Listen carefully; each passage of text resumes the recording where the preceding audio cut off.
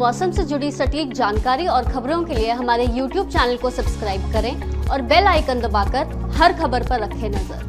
नमस्ते दोस्तों, स्काईमेट वेदर में आप सभी का बहुत बहुत स्वागत है। मेरा नाम महेश पलावत है। 13 अप्रैल हो गई है और अब जो मौसमी गतिविधि थी उत्तर पश्चिम भारत में, मध्य भारत में, वो लगभग समाप्त हो गई है और टेम्परेचर फिर से बढ़ना शुरू हो गए हैं। तो अगले 2-3 दिनों का जो मौसम है वो कैसा रहेगा, इसके बारे में बात करेंगे।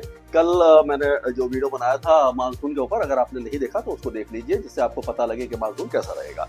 अब वेस्टर्न डिस्टर्बेंस जो है वो यहाँ पे मैंने बनाया, लेकिन ये अब थोड़ा सा आगे की तरफ जाना शुरू हो गया है, यानी हटना शुरू हो गया है। तो आज से ये इसका असर जो है वो पहाड़ों पर लगभग समाप्त हो जाएगा। ये साइक्लोनिक सर्कुलेशन भी कमजोर पड़ गया अगर हम देखें तो। अब क्या है कि ये जो हवाएं हैं, यहाँ पर एक साइक्लोनिक सर्कुलेशन आप कह सकते हो यहाँ पर बना हुआ है। तो ये जो हवाएं हैं यहाँ से ये बंगाल की खाड़ी से आ रही हैं और इस तरह से ये जा रही है।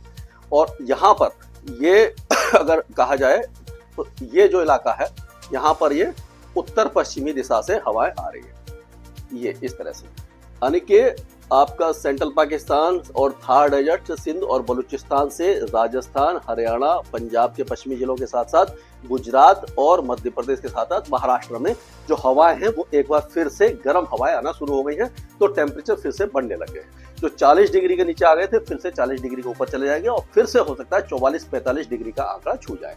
लेकिन यहाँ से ये जो नमी वाली हवाएं आ रही हैं तो इनका असर जो रहेगा पूर्वोत्तर राज्यों में रहेगा, पश्चिम बंगाल में, बिहार, उत्तर पूर्वी और पूर्वी उत्तर प्रदेश में भी हल्का रहेगा, झारखंड और छत्तीसगढ़ के साथ साथ ओडिशा और पूर्वी मध्य प्रदेश में दिखाई देगा। तो ये इस तरह का वेदर यहाँ पर रहने वाला है। दक्षिण भारत में भी एक ट्रफ अभी भी यहाँ पर बनी रहेगी।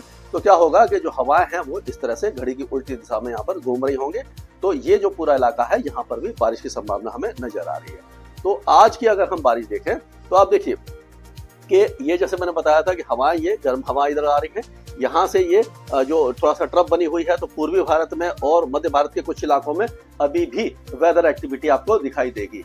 और अगर ये दक्षिण भारत की बात करें तो दक्षिण भारत में जो बारिश की गतिविधियां हैं थोड़ी बहुत रहेंगी। और अगर ये 14 तारीख की बात करें तो 14 तारीख में देखिए अभी भी जो हवाएं हैं वो यहाँ से देखिए ये जा रही है और ये ट्रफ बन रही है, ये जो हल्की सी ट्रफ बन रही है यहाँ पे, ये हवाएं इस तरह से जा रही हैं। यानी कि नमी वाली हवाएं जो हैं वो पूर्वोत्तर राज्यों के साथ साथ पश्चिम बंगाल, बिहार, झारखंड, उड़ीसा, इन सारे इलाकों में वेदर एक्टिविटी देती रहेंगी।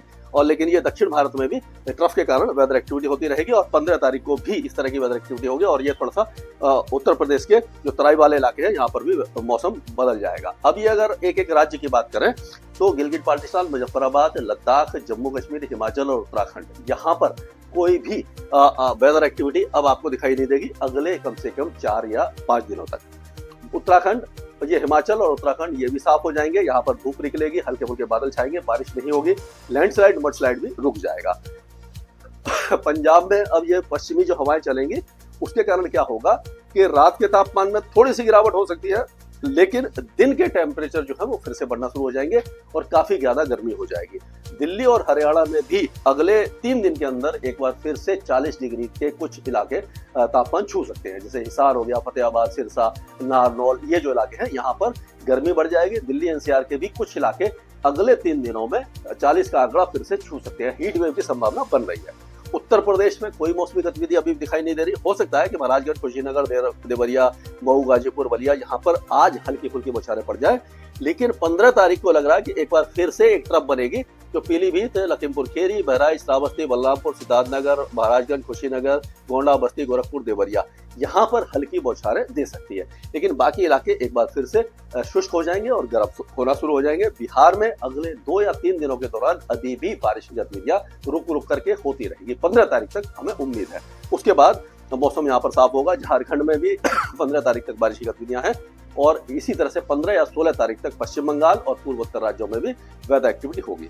अब राजस्थान की बात करें तो राजस्थान में जो मौसम है वो थोड़ा सा फिर से बदल जाएगा। क्या होगा कि राजस्थान में जो इसको देखें तो ये उत्तर पश्चिमी दिशा से गर्म हवाएं फिर से चलने लगेंगी, जो शुष्क और गर्म होंगी, रेगिस्तान से आ रही होंगी।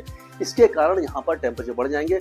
42, 43 और 44 डिग्री तक का तापमान फिर से आ जाएगा और एक दो इलाकों में 46 डिग्री का आंकड़ा भी छू सकता है।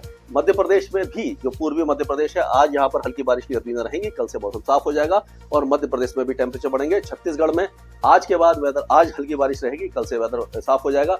उड़ीसा में अगले 3-4 दिनों के दौरान हल्की से मध्यम बारिश की गतिविधियां जारी रहेंगी और यहाँ पर थोड़ी सी गर्मी से राहत रहेगी और ये बिजली की गरज चमक भी यहाँ पर होने की संभावना नजर आ रही है। गुजरात एक बार फिर से गर्म होने वाला है, यहाँ पर कोई मौसमी गतिविधि नहीं है, काफी ज्यादा गर्मी हो जाएगी। महाराष्ट्र में फिर से गर्मी बढ़ेगी, यहाँ पर भी मौसम साफ रहेगा। तेलंगाना में अब वेदर एक्टिविटी ना के बराबर होगी, मौसम साफ रहेगा। आंध्र प्रदेश के कई इलाकों में अगले 2-3 दिनों के दौरान बारिश की गतिविधियां पूर्वी तट पर रहेगी और यहाँ पर गरज चमक के साथ बौछारें पड़ेगी। कर्नाटक के दक्षिणी इलाकों में काफी अच्छी बारिश रहेगी, कोस्टल एरियाज में अच्छी बारिश रहेगी, लेकिन उत्तरी आंतरिक कर्नाटका में जो मौसम साफ रहेगा। केरल के कई इलाकों में बारिश रहेगी। तमिलनाडु में भी हल्की से मध्यम बारिश रहेगी, खास करके अंदरूनी और दक्षिणी भागों में। अंडमान में जो भारी बारिश हो रही थी कम हो जाएगी। लक्षद्वीप में भी बारिश की गतिविधियों में कमी दिखाई देना शुरू हो जाएगी। स्काईमेट वेदर में अभी के लिए आज ही डाउनलोड करें स्काईमेट मोबाइल ऐप, पूछे मौसम का हाल अपनी पसंदीदा भाषा में और रहे बाकियों से एक कदम आगे।